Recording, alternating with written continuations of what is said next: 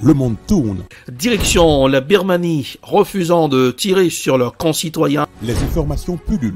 Tout de suite, voici les informations. C'est le moment d'ouvrir la page internationale avec Ealichi Dorelas depuis Boston, Massachusetts.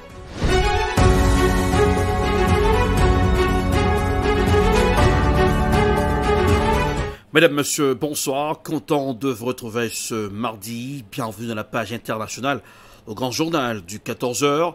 Avec vous depuis la newsroom dans la capitale des grandes universités du monde, Boston, Massachusetts, Ealichi Dorelas, pour présenter cette page internationale à Jacques Mel pour le grand journal. Joannel François et Roubans assurent les manœuvres techniques. Bonsoir aux auditeurs à la radio évangélique Osana 102.3 FM à Jacques Mel. Tension entre la Chine et les États-Unis. La Chine accuse les États-Unis de provocation, alors que des informations affirment qu'une délégation du Congrès américain serait en route vers Taïwan.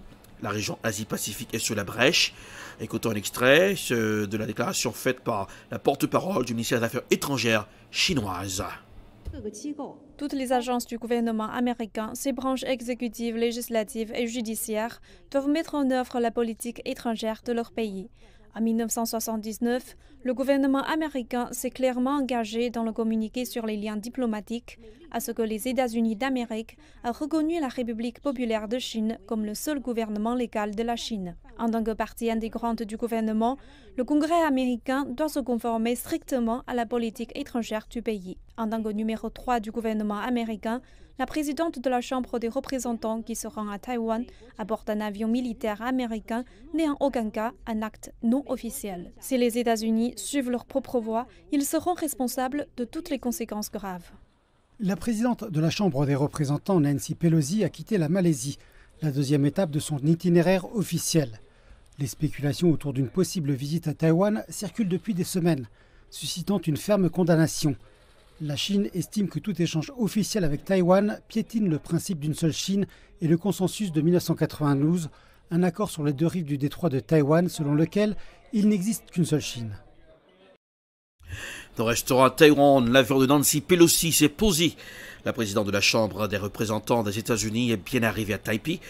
Voici un reportage signé Euronews. Nancy Pelosi s'est posée à Taïwan à bord d'un avion militaire américain et en ignorant les menaces des autorités chinoises. Pékin considère la visite de la présidente de la Chambre des représentants comme une grave provocation susceptible d'enflammer les relations sino-américaines. Peu avant l'arrivée de Nancy Pelosi à Taipei, des avions de chasse chinois Su-35 volaient en direction de Taïwan. L'information a été révélée par la télévision publique chinoise CGTN. De son côté, le président Xi Jinping s'était entretenu la semaine dernière avec Joe Biden et avait appelé les États-Unis à ne pas jouer avec le feu. Les États-Unis pratiquent à l'égard de Taïwan une diplomatie dite d'ambiguïté stratégique qui consiste à ne reconnaître que le gouvernement de Pékin tout en apportant un soutien décisif à Taipei. Dès son arrivée, Nancy Pelosi a assuré que sa visite ne contredisait pas la politique américaine vis-à-vis de la Chine et réaffirmait le soutien inconditionnel de Washington à l'égard de Taipei. Le chef d'Al-Qaïda, Ayman al-Zawahiri, tué en Afghanistan. Voici un reportage signé Africa News. L'Égyptien Ayman al-Zawahiri, le chef d'Al-Qaïda, a été tué dans la nuit de samedi à dimanche en Afghanistan, a annoncé le président américain Joe Biden dans une allocution prononcée lundi soir depuis la Maison-Blanche. Justice a été rendue et ce chef terroriste n'est plus. Samedi, sous ma direction, les États-Unis ont mené à bien une frappe aérienne à Kaboul, en Afghanistan, qui a tué l'émir d'Al-Qaïda. Zawahiri était le chef de Ben Laden. Il était son numéro 2 lors de l'attaque terroriste du 11 septembre. Il a joué un rôle essentiel dans les attentats à la bombe contre les ambassades américaines au Kenya et en Tanzanie, qui ont tué 224 personnes et fait plus de 4500 blessés. L'Égyptien Ayman al-Zawahiri a pris la tête d'Al-Qaïda après la mort d'Oussama Ben Laden en 2011. Il a été inculpé aux États-Unis pour son rôle dans les attentats à la bombe du 7 août 1998 contre les ambassades américaines au Kenya et en Tanzanie.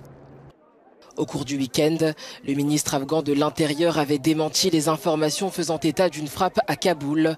Toutefois, le porte-parole des talibans qui dirigent l'Afghanistan a reconnu lundi l'existence d'une attaque aérienne.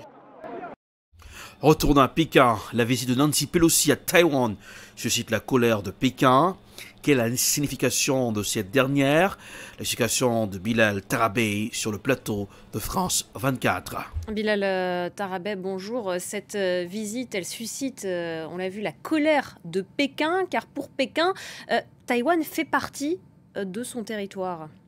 Absolument, juste pour un tout petit peu de contexte historique. Pourquoi Taïwan est ce qu'elle est? Parce que lorsqu'il y a eu la guerre civile en Chine, une longue guerre civile, plusieurs décennies entre les communistes de Mao, Tse-tung et des nationalistes chinois, bien finalement, quand les communistes ont gagné le contrôle de ce qui est aujourd'hui la Chine, la République populaire de Chine, eh bien, ce gouvernement nationaliste est parti en exil sur l'île de Taïwan, qui compte aujourd'hui 23 millions d'habitants. Et si vous voulez, ce gouvernement, donc il y a d'un côté la République populaire de Chine, qui est la Chine telle qu'on l'appelle tous les jours partout, et il y a donc Taïwan, qui aussi s'appelle officiellement la République de Chine. Sauf que Taïwan n'a jamais été reconnu en tant qu'État dans le monde, c'est la Chine qui est reconnue. Et si vous voulez, les États-Unis s'étaient engagés il y a plusieurs décennies vis-à-vis de Pékin en leur disant « Nous vous reconnaissons officiellement, vous, en tant que Chine », mais d'un autre côté, n'ont jamais rompu des relations bilatérales avec Taïwan qui les arrangeaient bien, puisque ça leur faisait, si vous voulez, un point d'appui dans le Pacifique. C'est ce qu'ils appelaient l'ambiguïté stratégique. Sauf que le ministre des Affaires chinois, Wang Yi, a déclaré, apprenant que Nancy Pelosi allait très probablement atterrir à Taïwan. Nancy Pelosi, je vous coupe, qui affirme que la solidarité avec le peuple taïwanais est plus importante que jamais aujourd'hui.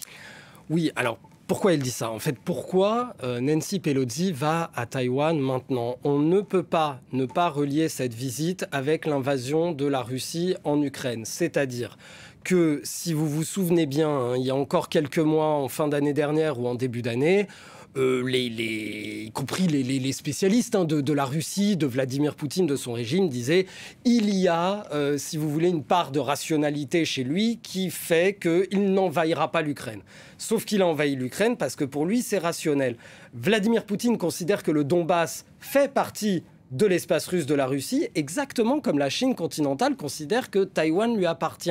Et c'est, si vous voulez, cette configuration, en fait, cette espèce de basculement des relations dans le monde qui font que Nancy Pelosi, qui est le troisième personnage de l'État américain, il ne faut pas l'oublier, va aujourd'hui à Taïwan, peut-être pour dire on n'a pas assez appuyé sur l'Ukraine il y a un an avant que la Russie ne l'envahisse, donc on va appuyer sur Taïwan pour dire à la Chine voici la ligne rouge. Et le troisième personnage de l'État américain est à Taïwan comme un avertissement. Merci beaucoup, Bilal Tarabey, pour cet éclairage. Que se passe-t-il dans le monde? Un monde en ébullition. Pourquoi la guerre en Ukraine n'est que la face visible de l'iceberg?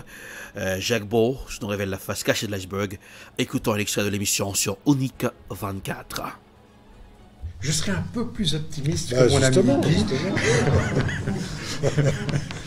Même si, effectivement, l'ambiance du moment n'est pas à un optimisme débridé. Je pense que rupture définitive, je ne pense pas. D'abord, dans l'histoire, je ne suis pas sûr qu'il y ait des choses qui soient définitives. Et une fois ou l'autre, les choses reviennent. Combien d'entre nous avions prévu la chute de l'Union soviétique avant 1989, bien peu. Et finalement, c'est un monde qui s'est écroulé, et pour certains, pas pour tous, mais pour certains. Et puis, ça a été un nouveau monde qui en est sorti. Donc, rien n'est définitif dans ce bas monde, je pense. Ça, c'est la première chose. Mais, pour aller plus directement dans la question qui nous intéresse, je pense qu'il faut revenir il faut avoir un regard juste sur le conflit que l'on observe.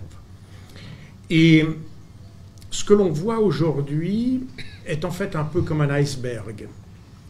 On a l'impression de voir un conflit entre la Russie et l'Ukraine.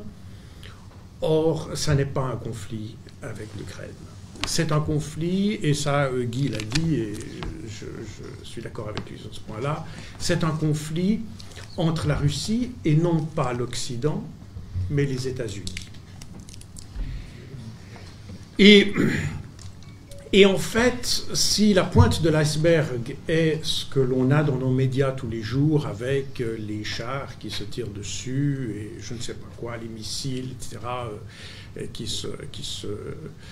qui s'écrasent entre Kramatorsk et Mariupol, et que sais-je, ça c'est la pointe de l'iceberg. Le dessous de l'iceberg, la partie immergée, c'est ce conflit entre les États-Unis et la Russie.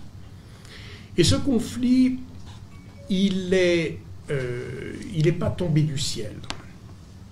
C'est un conflit qui a débuté au début des années 90, peu après que l'Union soviétique se soit effondrée et que les Américains aient eu l'illusion d'avoir gagné cette guerre. Et je dis bien l'illusion de l'avoir gagnée parce que, en fait, les Occidentaux, ou les Américains en particulier, n'ont pas gagné la guerre froide comme on le prétend. C'est simplement le système soviétique qui s'est effondré. Il était, selon moi, pas viable sur le long terme et il était destiné à s'effondrer d'une certaine manière. Et c'est ce qui s'est passé, comme un peu tous les systèmes politiques d'ailleurs. Mais notre implication là-dedans est minime, voire inexistante. Il y a beaucoup de théories, comme vous pouvez lire, je ne vais pas les détailler ici, et je réponds volontiers aux questions plus tard, mais nous n'avons eu aucune influence sur cet effondrement. Et à telle enseigne que, comme je racontais à Irina tantôt, le jour de la chute du mur de Berlin, je me trouvais à Washington. Et voilà, c'est la fin de la page internationale pour ce mardi. Merci d'avoir été des nôtres. La production, comme d'hab, est signée de prod. Réalisation Tilly Beltor pour le compte de la radio évangélique Hosanna 102.3 FM à Jacmel pour présenter cette page internationale. Erlich Dorelas depuis Boston, la capitale des grandes universités du monde. Couleur du temps pour ce aujourd'hui, Boston, 91 degrés Fahrenheit, 33 degrés Celsius. Jacmel, 88 degrés Fahrenheit, 31 degrés Celsius. Bonsoir Janelle, bonsoir Rubens, bonsoir aux auditeurs à la radio évangélique Hosanna 102.3 FM à Jacmel. Passez un excellent mardi accompagné de la radio. Bonsoir, à demain. C'était la page internationale avec Erlich Dorelas.